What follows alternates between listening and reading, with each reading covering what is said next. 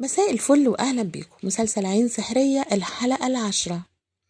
عادل قاعد مع صاحبه ومع أسماء بيندبوا حظهم هما التلاتة بعد ما خسروا ال12 مليون جنيه اللي كانوا هياخدوهم بسبب الحركة اللي عملها صاحبه وانقلب بيهم الموتوسيكل.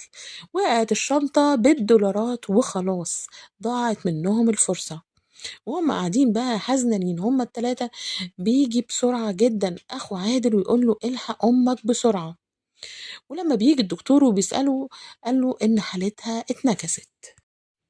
شهاب قاعد مع واحد من التقال قوي اللي شغال معاه وشكله كده الرئيس بتاعه، عايز ياخد منه صفقة الأدوية وبيطلب منه شغل جديد، وكمان عايز يمسكه المستشار القانوني لمجموعة رجال الأعمال المصريين مقابل إيه بقى يدفع له 50 مليون جنيه.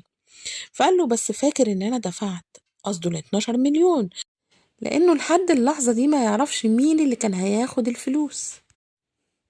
عم زكي المحامي بقى بيتكلم مع واحد مهم جدا جايب له معلومات عن واحد من الفاسدين.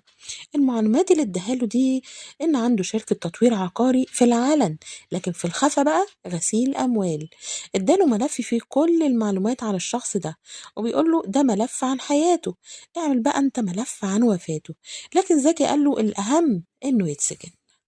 وبنشوف بقى مامة عادل قاعدة بتحكي له عن أخوها اللي مات، إنها شافته في الحلم، وبتحكي له كمان إنها شافت باباه، وبتقول له إزاي اتعرفت عليه. شكلها كده مش معرفاه كل حاجة وفي أسرار مخبياها. وبتقول له كمان إنها عارفة إن أسماء مش عبير زي ما هو مفهمها، وقالت له البنت دي معجبة بيك قوي. هو بقى على طول راح لأسماء المحل بتاع القطط والكلاب علشان يعرف ايه الحكاية دي، هل هي معجبة فيه بجد ولا لأ، وبيعمل عليها نمرة. وبيكتشف فعلا ان هي معجبة بيه زي ما مامته قالت له. عادل بيروح بقى هو واخوه لصاحب البيت يحاول يقنعه ياخد 50 ألف عربون ويكتب الباقي على إيصالات ويسيبهم قاعدين في الشقة. وفعلا الراجل بيقتنع وبيكتبوا العقد، وبيطلع جري على البيت علشان يفرح مامته ويقول لها خلاص الشقة بقت بتاعتنا وملكنا، ومفيش مخلوق هيقدر يمشيكي منها. وبيفرحها بقى ان معاه العقد، انما للأسف ما لقاهاش موجودة فرقة الحياة، ما لحقش يفرحها. الست ماتت وسابته هو واخوه من غير ما تحكي له السر الكبير اللي مخبياه عليه.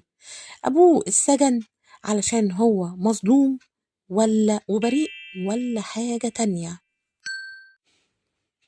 وفي المقابر بقى أسماء موجودة وكمان زكي جه علشان يقف جنبه. بعد كده بقى في العزا زكي بيقول له حضر لي بطاقة مامتك علشان أعمل إعلام وراثة. عادل قال له مفيش حاجة نورثها. زكي قال له حضرها أنا محتاجها. شكل زكي يعرف سر العيلة دي إيه.